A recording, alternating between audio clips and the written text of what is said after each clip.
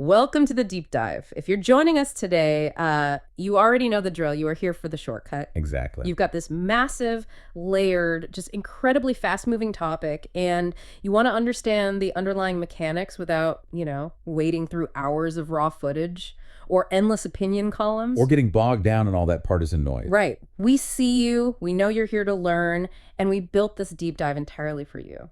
We basically take a stack of diverse sources, so research, transcripts, investigative reports, media critiques, and we do the synthesis. We map out the patterns, highlight the strategic maneuvers, and help you connect the dots so you can see the whole board, not just the individual pieces. And today we are focusing on a political landscape that is currently operating at an absolute fever pitch. We're looking at the intense, rapidly shifting, and highly strategic battleground of Tamil Nadu as it accelerates toward the 2026 assembly elections. Yeah, the maneuvering happening right now is just complex. It involves narrative warfare, the weaponization of history, bureaucratic attrition, and some really profound systemic controversies. The source material we pulled for this is extensive. I mean, we are working with full YouTube transcripts of recent, highly anticipated political speeches. Right, and we're also integrating deep dive media analysis and fact-checking from the Channel Red Picks, alongside detailed political reporting from established outlets like the Deccan Herald and News 18. It gives us this really fascinating, multidimensional view of what is happening on the ground and in the broadcast studios.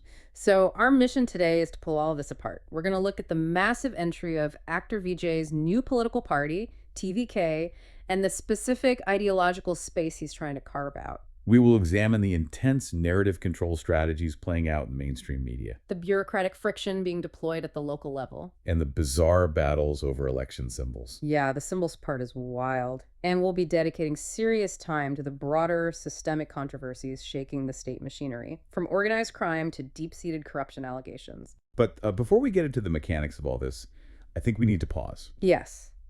I need to make a crystal clear statement about our parameters today. This is absolutely critical for how you, the listener, should frame everything we're about to discuss today. The sources we are diving into contain highly charged political rhetoric. We are dealing with fierce allegations, intense criticisms, and partisan narratives spanning both left-wing and right-wing spheres. So listen closely here. We are not taking sides, nor are we endorsing any of the viewpoints, allegations, or political stances mentioned. Our mission is strictly to report impartially on the contents of the original source material and help you understand the ideas shaping this landscape. Exactly. We're dissecting the strategies and the claims as they exist in the material. We're examining how these political actors are trying to persuade the electorate without validating the underlying truth of their ideological claims. Okay, let's unpack this. The most visible disruption in the Tamil Nadu political ecosystem right now is, undoubtedly, actor Vijay's aggressive entry with his party, Tamalaga Vetri Kazhagam, or TVK. Yeah, and what stands out in the transcripts of his initial speeches isn't just the crowd size or the spectacle. Right. It is the highly specific, deeply loaded vocabulary he's deploying right out of the gate. He has positioned TVK as a pure force, while explicitly and repeatedly branding the ruling DMK as an evil force. And that phrasing evil force, or Theosakti, is a calculated linguistic strike. It really is. It's not just some generic political insult. In the lexicon of Tamil Nadu politics, that specific phrase is the historical property of the AIA-DMK. It was the defining rhetoric used by MGR and Jayalalitha to characterize the DMK. So by adopting that exact terminology, Vijay is basically attempting a hostile takeover of the traditional anti-DMK opposition space. Precisely. He isn't just saying the current government is bad.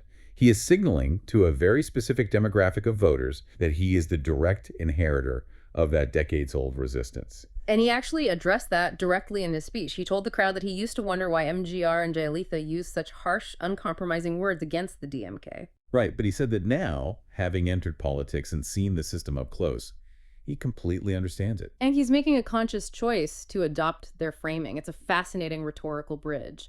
But his ideological positioning gets even more complex when you look at how he handles the legacy of Periyar. Oh, definitely. This is where the ideological triangulation becomes incredibly ambitious. Periyar is, of course, the foundational bedrock of the Dravidian movement, claiming Periyar is essentially a prerequisite for establishing political legitimacy in the state. And Vijay explicitly claims Periyar as his ideological leader. But the pivot is what's really interesting here. Right, because he immediately qualifies that by stating He is specifically adopting the electoral approach of Anna and MGR. It's a deliberate unbundling of the Dravidian political legacy. He's trying to extract the social justice and rationalist framework of Periyar, combine it with the political organizing genius of Anna, and fuse it with the massive populist welfare-driven appeal of MGR. Yeah, he made a huge point in his address of saying that Anna and MGR are the property of Tamil Nadu. He essentially told the established parties that they cannot monopolize these historical figures. Saying something like, you can't just cry and say they belong to you. Exactly. It is a strategy designed to create a catch-all coalition of voters, but it also serves as a launching pad for his most direct attacks on the DMK. The sources highlight that Vijay is accusing the ruling party of essentially using Periyar's legacy as a political shield. Right, because he argues that Periyar famously never sought formal power, official titles, or wealth for himself or his family. And Vijay's explicit allegation is that the current leadership is doing exactly the opposite, accumulating wealth and power while hiding behind the moral authority of Periyar's name. He was remarkably blunt about it. I mean, in the transcripts, he practically begs the ruling party, saying, please do not use his name to loot. That is a systematic attempt to sever the emotional and historical connection between the DMK and the voter base that reveres Periyar. He's asking the electorate to judge the current administration entirely on their tangible actions and unfulfilled promises rather than their historical lineage. And to drive that point home, he immediately transitioned into a list of specific, unfulfilled electoral promises. He hammered the DMK on their previous pledges. Like canceling the NEET medical exam. Right, and waiving education loans. And providing a 100 rupee subsidy for gas cylinders. He asked the crowd, they said all these things, but did they do them?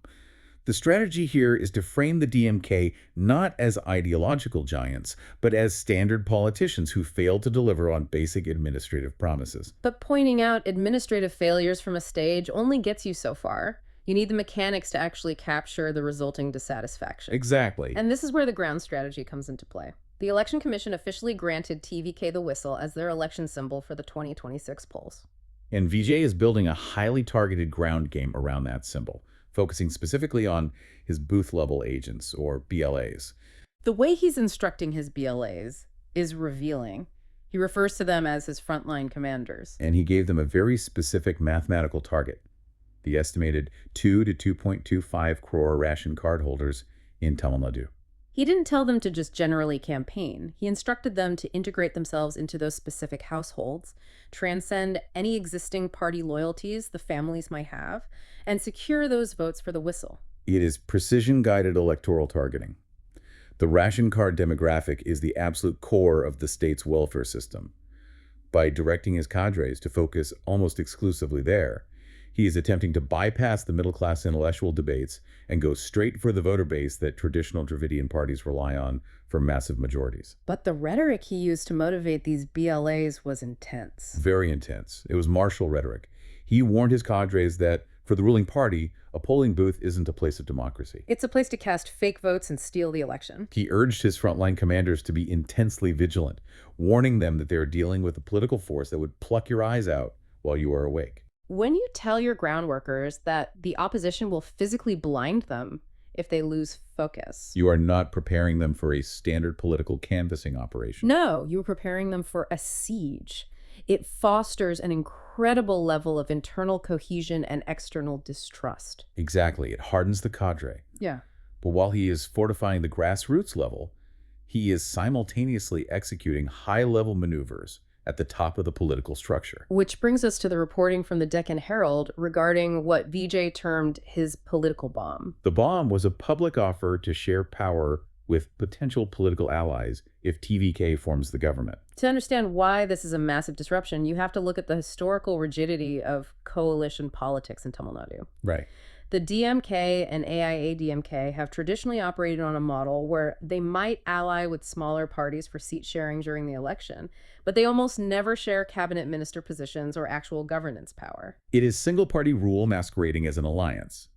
And the current chief minister, M.K. Stalin, recently reinforced that exact boundary. He publicly ruled out the idea of a coalition government by stating the people wouldn't accept it. Vijay's offer is a direct, calculated countermove. It is what political strategists call a wedge strategy. He is looking at the DMK's current alliance, specifically their partnership with the Congress Party, and driving a wedge right down the middle of it.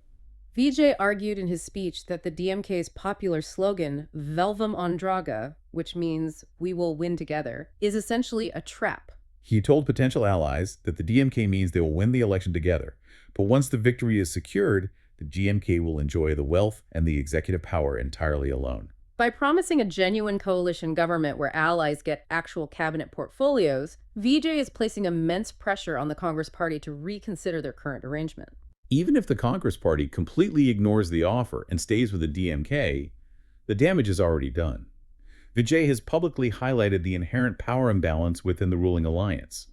He has given the Congress state leaders leverage, and he has forced the DMK into a defensive posture regarding how they treat their partners. It is a highly sophisticated maneuver for a newly minted politician, but he is also very carefully managing the expectations of his own base. Yeah, he knows that his superstar persona brings an expectation of cinematic, instant gratification. He addressed this directly, acknowledging that people might expect him to clean up the system in a single day, referencing the iconic political thriller film Mudhalvan. He deliberately punctured that cinematic illusion. He admitted that systemic bureaucratic change is slow and complex.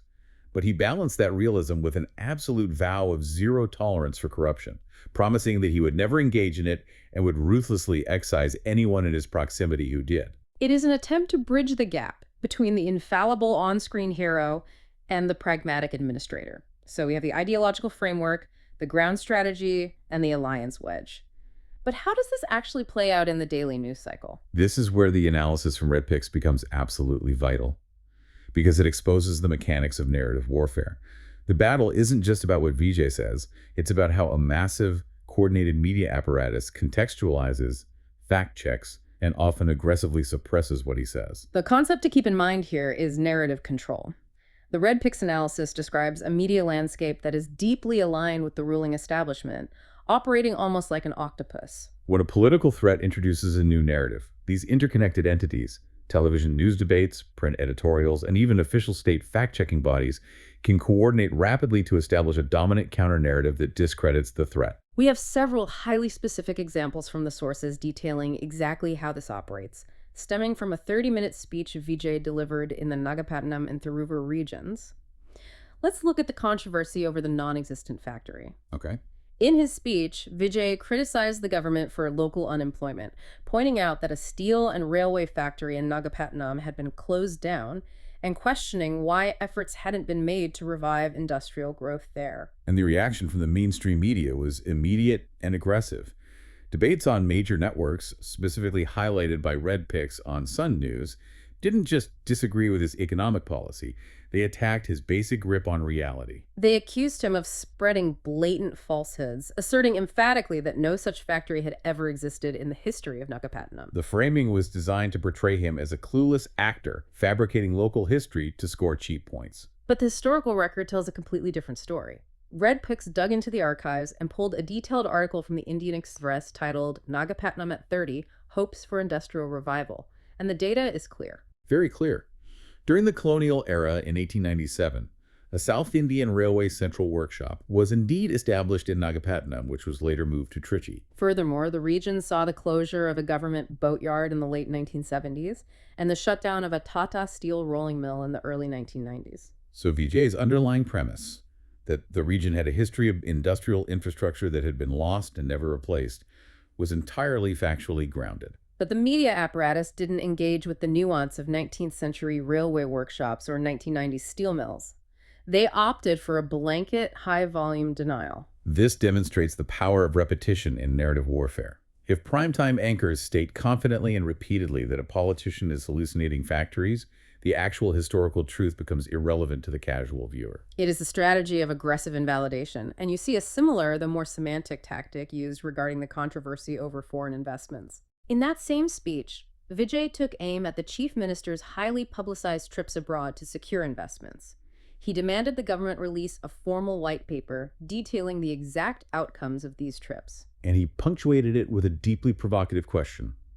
Is this investment for the state or the family's investment in foreign countries? That question is a direct, albeit veiled, allegation of corruption and money laundering.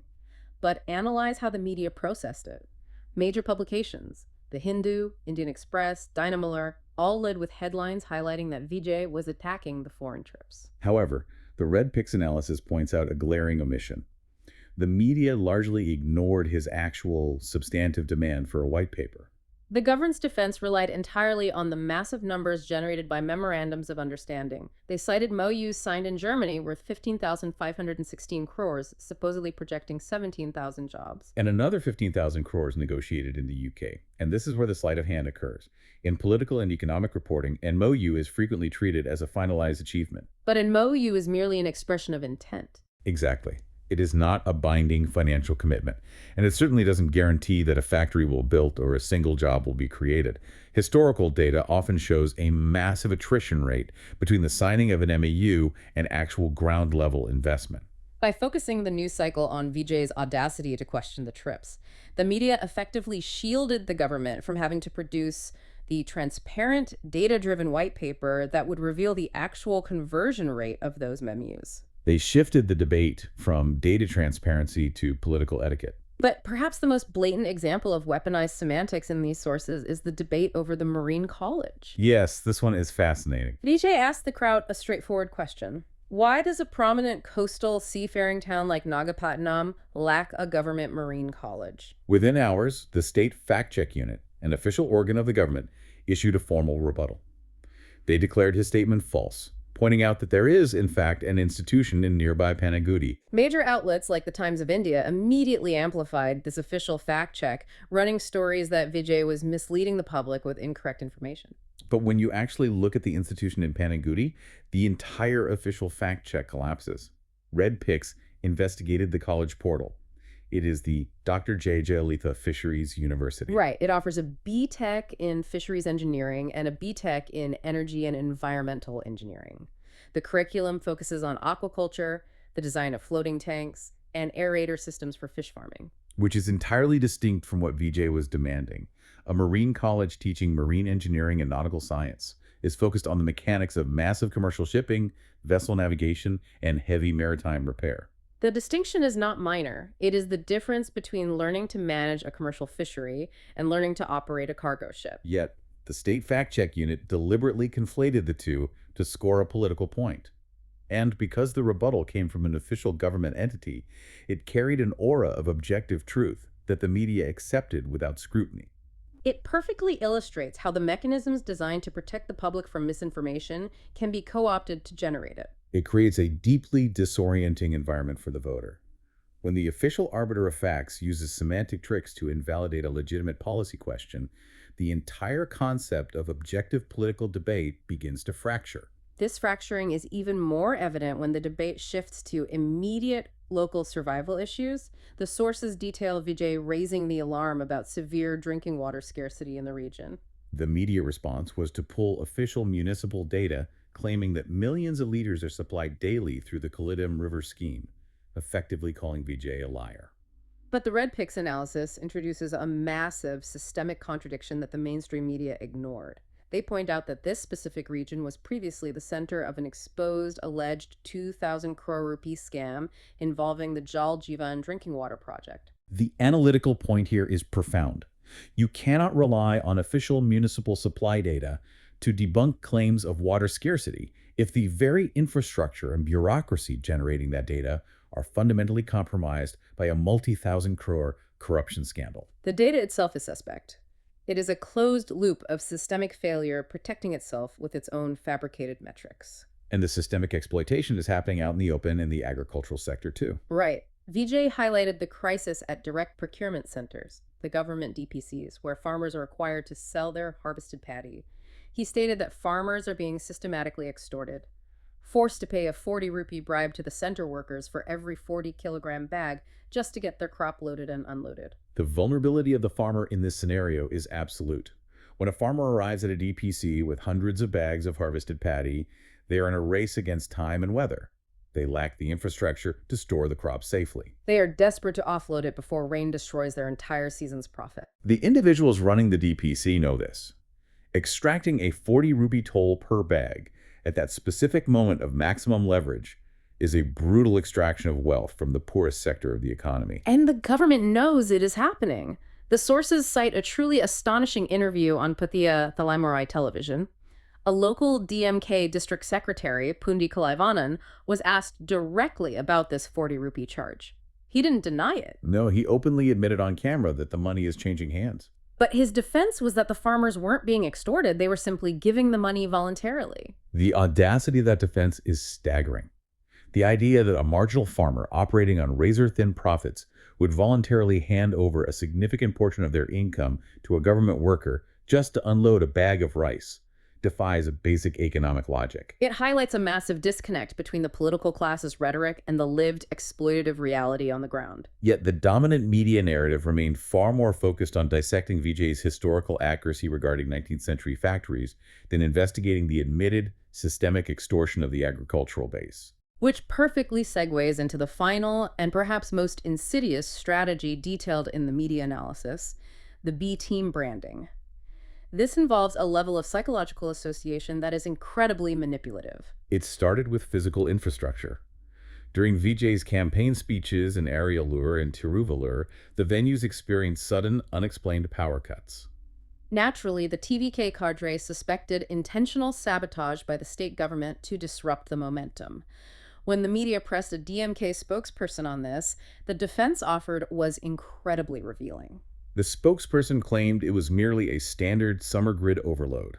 But to prove their innocence, they didn't cite technical data. Instead, they pointed out that the power also went out when Union Home Minister Amit Shah was traveling through the state recently. On the surface, it sounds like a terrible defense, essentially admitting that your state's power grid is so unstable it fails even when the highest-ranking security official in the country visits. But the Red Pix analysis argues this was not a gaffe. No, it was a highly calculated associative link. By linking the power cuts experienced by Vijay directly in the same sentence to the power cuts experienced by Amit Shah, the spokesperson is subtly, almost subconsciously, placing Vijay and the BJP in the exact same political bucket. They are planting the seed of association. And this seed is being aggressively watered on primetime television. The sources point out a recurring tactic where news channels invite fringe guests onto their debate panels. They specifically highlight a former director named Praveen Gandhi. The news channels put a lower third graphic under his face, labeling him a Vijay supporter. And then this supposed supporter proceeds to loudly advocate for hardline right-wing Hindutva ideologies, shouting about the necessity of a Hindu nation. The brilliance and the malice of the trap lie in the labeling. According to the analysis, Praveen Gandhi holds absolutely no official position within TVK. He has no authority to speak for the party's ideology. But the average viewer doesn't know that. They see a Vijay supporter espousing right-wing rhetoric. The media is creating a direct visual and auditory associative link between TVK and the BJP's core ideology, without the DMK ever having to make the accusation directly. The overarching strategic goal of this entire media apparatus is a pincer movement. On one flank, you relentlessly attack Vijay's competence, mocking him over factories and colleges to brand him as an ignorant actor. On the other flank, you implicitly brand his party as a secret proxy for the BJP. The chief minister reinforced this exact framing, publicly declaring that only the DMK possesses the historical experience, the institutional strength, and the ideological clarity to hold back the BJP. The subtext is clear. Anyone else, especially a new entrant like Vijay, is either too incompetent to fight them or is secretly working for them. It is a comprehensive strategy to suffocate a new political entity before it can establish its own independent narrative. But the friction isn't just happening on television screens. The state machinery has physical bureaucratic tools at its disposal, and the sources indicate they are deploying them with remarkable intensity. The TBK leadership has started referring to this as the Stalin operating procedure. They argue that the state government is purposefully utilizing the bureaucracy to create an impenetrable wall of red tape, specifically designed to deny or infinitely delay permissions for their rallies and public meetings. They are also interpreting state welfare actions through this lens of political anxiety. When the government recently announced a summer special package of 2,000 rupees for citizens, Vijay didn't attack the welfare itself, he attacked the motivation.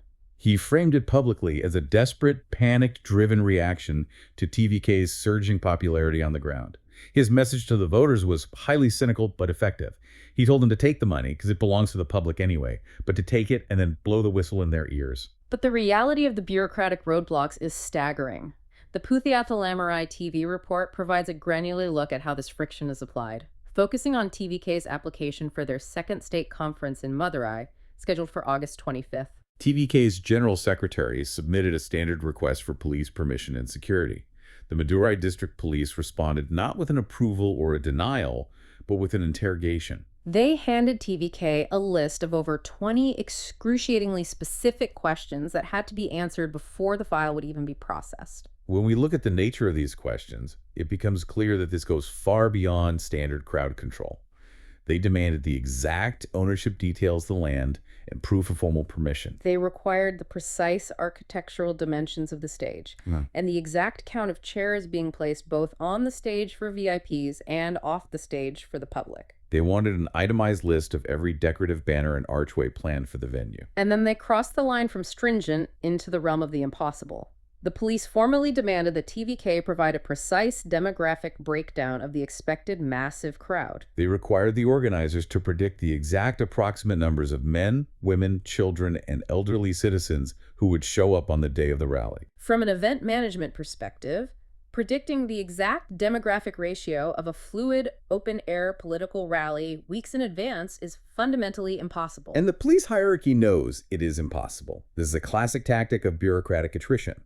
By demanding data that cannot be provided, the state creates a legally defensible pretext to perpetually delay the permission. They can hold the approval hostage until the final 48 hours, making it impossible for the party to organize logistics, book transport, or safely manage the eventual crowd.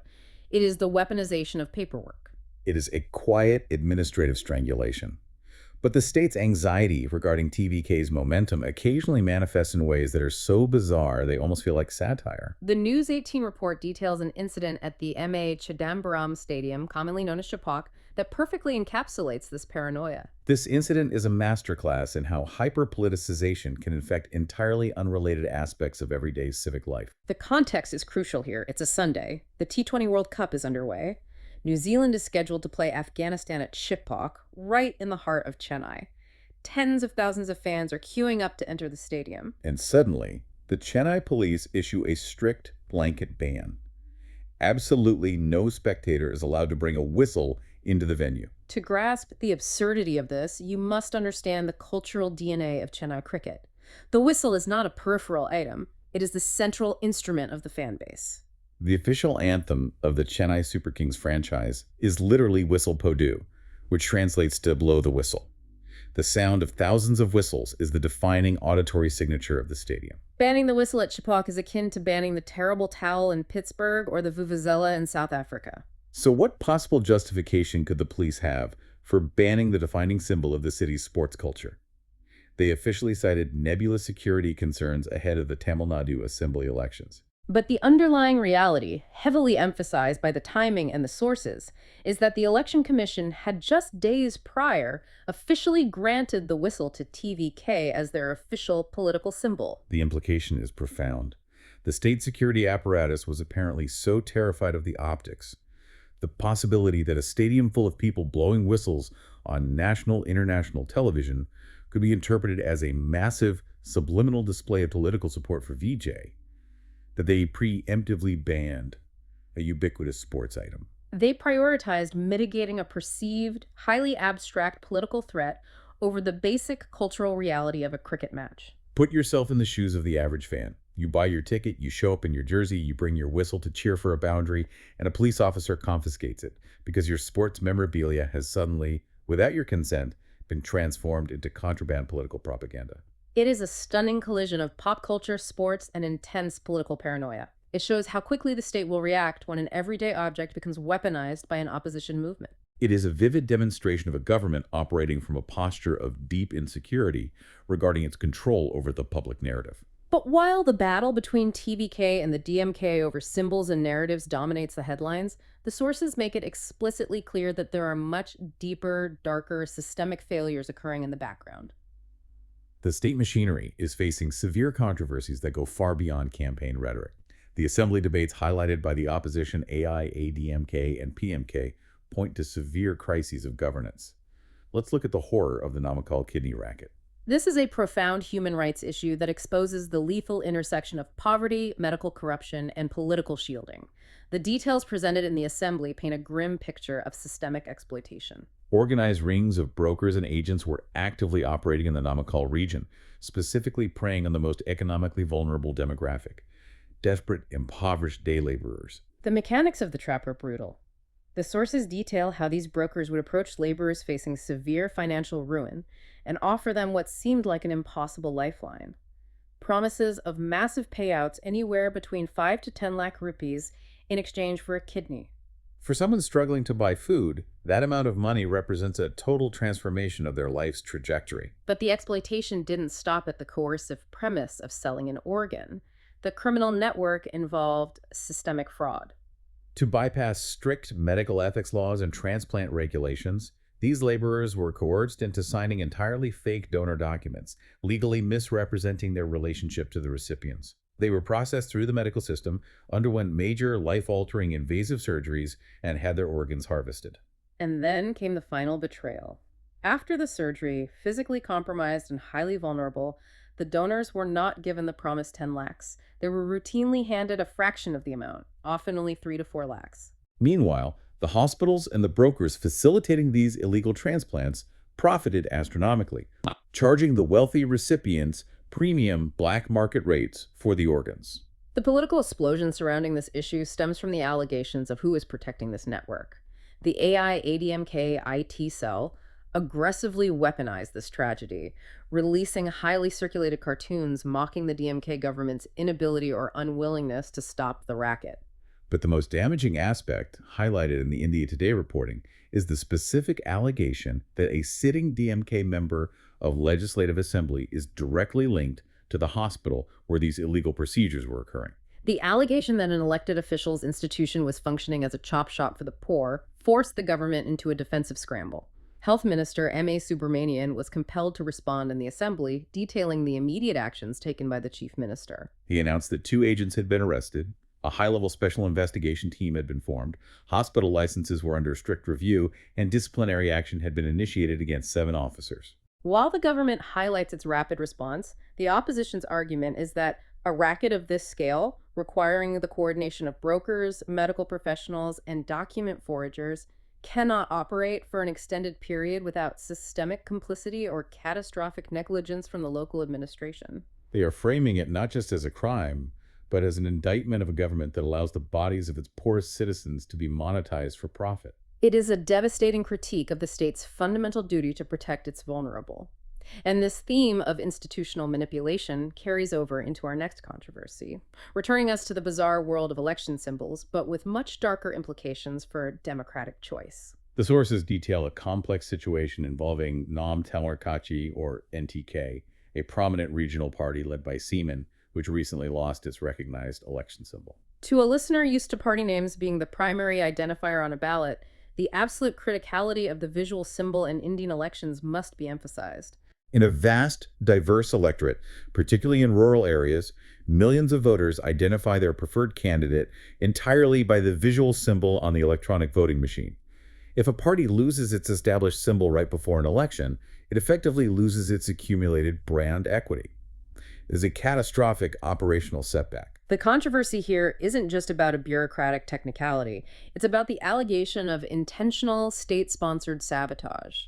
The Southern Herald source features a deep dive by AIA-DMK spokesperson Kalyana Sundaram, who provides a chilling historical context for how symbols are manipulated to destroy political opponents. He detailed a famous historical case involving the highly revered Communist Party of India leader Nalakanu. Kalyana Sundaram's historical account is a textbook example of electoral dark arts. Nalakanu was contesting a crucial election in Coimbatore in alliance with the AIA-DMK. His recognized iconic symbol was the sickle, or Kadi rival. According to the account, the DMK, viewing Nalakanu as a major threat, didn't just campaign against him, they engineered a visual trap on the ballot itself. They actively scouted and fielded an independent candidate who happened to have a remarkably similar name to Nalakanu. But the true genius of the sabotage was securing a highly specific symbol for this unknown independent, the Paddy, or Nitkathir. You have to visualize the interface of the electronic voting machine. A voter walks in, perhaps hurried, perhaps with poor eyesight, looking for the curved blade of the communist sickle. Right next to it on the machine is the curved stalk of the Paddy symbol, assigned to a candidate with a nearly identical name. The cognitive friction is immense. The visual similarity is designed to intercept the voter's intent at the final microsecond before they press the button. And the historical record shows that this engineered confusion worked flawlessly. The unknown independent candidate with the patty symbol siphoned off thousands of votes from the electorate who genuinely intended to vote for Nalakanu. Those stolen, confused votes were enough to alter the math and contribute significantly to the communist leader's defeat. It was an assassination of a political campaign by graphic design. And that specific historical precedent is exactly why the current crisis surrounding the NTK symbol is being viewed with profound suspicion by the opposition. The allegation detailed in the sources isn't simply that ATK failed to file the right paperwork. The allegation is that a completely unknown, newly formed political group has been mysteriously and rapidly propped up with vast resources, specifically to claim NTK's old, recognizable symbol. And this new unknown group suddenly announced plans to contest all 40 constituencies across the region using that exact symbol. The opposition argues that this new group has zero intention or capability of winning a single seat. Their entire existence and their massive deployment across the electoral map is alleged to be a funded operation designed solely to confuse the electorate. To splinter the established NTK vote bank and ultimately benefit the ruling party by neutralizing a vocal opponent. It represents a deeply cynical manipulation of the democratic process, where the mechanics of the election itself are weaponized to alter the outcome before a single vote is legitimately cast. But if we are talking about systemic failures that shatter public trust, we have to address the most explosive controversy in our stack of sources: the international drug cartel scandal surrounding Jaffer Sadiq. This touches the absolute highest levels of state security, intelligence gathering, and political optics. This case transcends standard political corruption. Jaffer Sadiq was identified by federal authorities as the kingpin of a massive, sophisticated international drug smuggling syndicate. We are talking about the industrial-scale movement of narcotics. When a figure of that magnitude is identified, you expect an overwhelming, inescapable law enforcement response. But the sources highlight a catastrophic, multi-agency intelligence black hole. Sadiq didn't just quietly slip across a border. He allegedly managed to evade a massive, coordinated manhunt involving the most elite investigative agencies in the country. The National Investigation Agency, the Central Bureau of Investigation, the Narcotics Control Bureau, the Delhi Police, and the entire Tamil Nadu police apparatus were all actively searching for him. And despite the combined resources of the federal and state intelligence networks, he remained on the run, completely undetected, for 15 days. For a known cartel leader to evade that level of heat requires an incredible level of resources, logistical support, and frankly, insider knowledge of how the dragnet is operating. But the core of the political outrage dominating the assembly debates isn't just the fact that he temporarily escaped. It is his terrifying proximity to the absolute center of political power in the state. Sadiq was not a shadowy underworld figure operating in the dark. The sources heavily emphasize that he was a highly visible, integrated part of the ruling establishment. He was allegedly an official office bearer within the DMK party structure, specifically operating within their NRI wing. This gave him institutional cover and access. The opposition hammered on the devastating visual evidence. Sadiq was repeatedly photographed standing alongside the top echelons of the DMK leadership. The most damaging optics of all were the images of this international drug lord standing shoulder to shoulder with the chief minister himself. The AIA-DMK speakers in the assembly debates used this to launch a devastating attack on the government's core legitimacy. They painted a picture of a chief minister who takes a solemn constitutional oath to protect the state and maintain law and order, while simultaneously having an apex predator of the drug trade standing in his inner circle. The questions they raised are unanswerable for the administration. How did the entire state intelligence apparatus fail so spectacularly? Did they genuinely not know who he was, which implies catastrophic incompetence? Or did they know exactly who he was and look the other way because he used his position in the ruling party as an impenetrable shield? It forces the public to confront the terrifying possibility that the firewall between organized international crime and the highest levels of state governance has completely collapsed. The AIA-DMK speakers also pointed out a massive glaring hypocrisy in the state's moral posturing. Yes, the contrast they drew was brutal.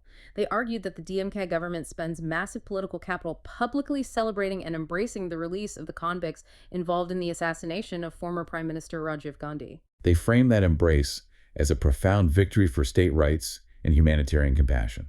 Yet, simultaneously, their sprawling intelligence network entirely fails to detect, disrupt, or capture a massive drug trafficker operating out in the open, right within their own political ranks. It is an accusation of profound moral rot. The opposition is arguing that the state machinery is highly efficient when it comes to managing political optics and harassing opposition rallies over chair counts, but deliberately blind when it comes to dismantling organized crime networks nested within its own hierarchy. It is a profound attack on the government's fundamental credibility regarding the safety and security of its citizens. So we have to pull all of this together. We have covered a truly massive amount of ground today, looking at the complex, multi-layered battlefield of Tamil Nadu politics. We are watching a state marching toward a 2026 election that is shaping up to be absolutely brutal, fought across every conceivable domain. So what does this all mean?